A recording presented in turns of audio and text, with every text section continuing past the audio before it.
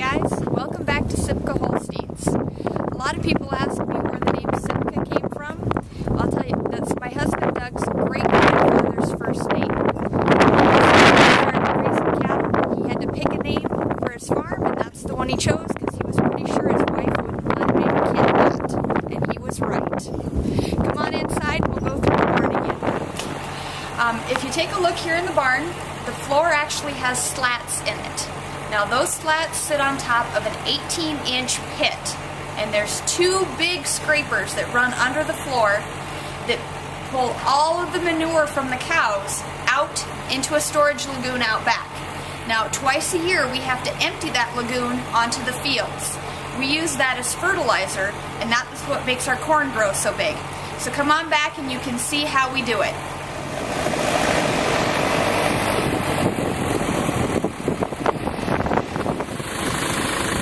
Storage lagoon for the manure. Now it'll hold half a year's worth. In the spring when the frost goes out of the ground, and then again in the fall before the ground freezes, we'll spread the manure onto the field. Now when it's in this liquid form, we call it slurry. Now we have to agitate it, which is what the machine on the back of the tractor is doing. It actually, the PTO causes it to stir at the bottom, and then we can flip a switch and it'll pump out through that pipe into the tanker. Now the tanker will take it out to the field, and it uses some knives at the back to actually dig into the ground and inject the liquid manure into the ground. Now the benefit of that is that if it rains, that manure is not going to run off the field. It'll stay in the ground.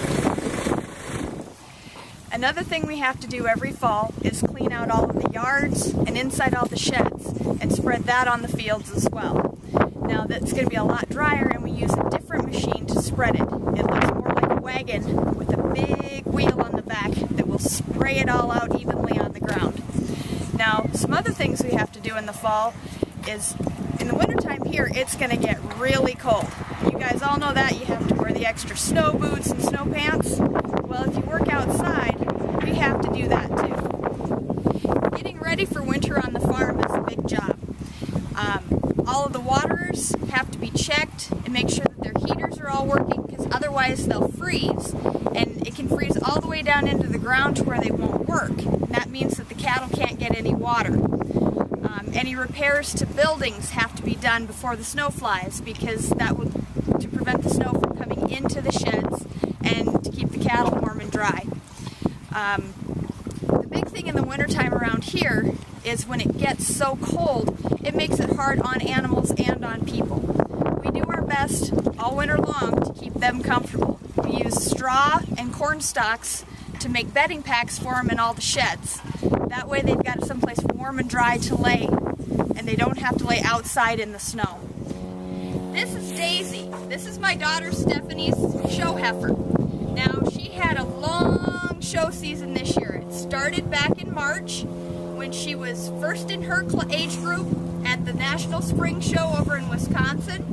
She was also Supreme Heifer Champion at the South Dakota State Fair, and she went on in October to be 6th in her class at the World Dairy Expo in Madison, Wisconsin. Now it's a big part of what we do here at Sipka is raising registered animals, and we take part in shows and sales. You guys sent me some questions, and I'm going to try and answer them the best that I can. I know one question was, how often does the milk truck come? Our milk truck comes every 2 days, and today it came and it took with it 4,112 pounds of milk.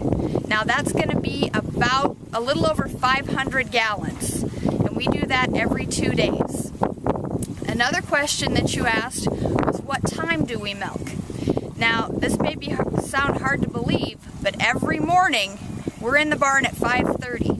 We milk again at 5:30 at night. So it start to finish on our day is about 15 hours. Now in the wintertime, we get a little bit of a break because in the afternoon there's not a lot to do. But in the summertime, especially when we're doing cropping, those days can run from 5 o'clock in the morning until 10:30 or 11 o'clock at night. Somebody asked me what we do with our calves. All of the calves born here on the farm are raised here on the farm. Our heifers are raised all the way up until they're cows, till they have their first baby and can become part of the milking herd. The bull calves, we raise them as well, and when they're about 15 to 18 months old, we sell them as breeding bulls. Other farmers will buy them and use them in their own herds. Now, if for some reason they aren't good enough or something happens that we don't like them as a breeding bull, then they'll get sold for beef. Not every farm keeps their bull calves. A lot of them will sell them to someone who raises them as a beef animal.